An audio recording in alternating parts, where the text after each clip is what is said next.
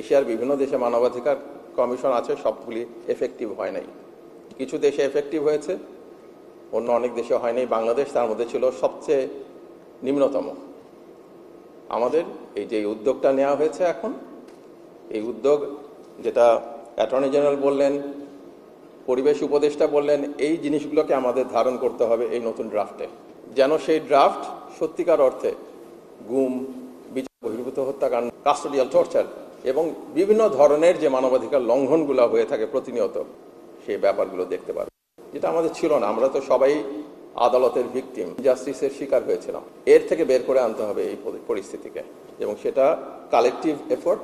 আপনারা যারা আজকে এখানে উপস্থিত হয়েছেন তাদের সেই চেষ্টা আছে বিশ্বাস করি, এবং এই কালেকটিভ এফোর্টের মাধ্যমে আমাদের আবার দাঁড় করানো যাবে। এই অল্প সময়ে আগামী নির্বাচনের আগে আমাদের এই কাজগুলো কিন্তু আমাদের সঠিকভাবে করে যেতে হবে, যাতে আর বাংলাদেশের মানুষ কখনো অন্যায় অবিচারের শিকার না হয় বা শিকার হওয়ার সম্ভাবনাগুলোকে আমরা পরাস্ত করতে পারি।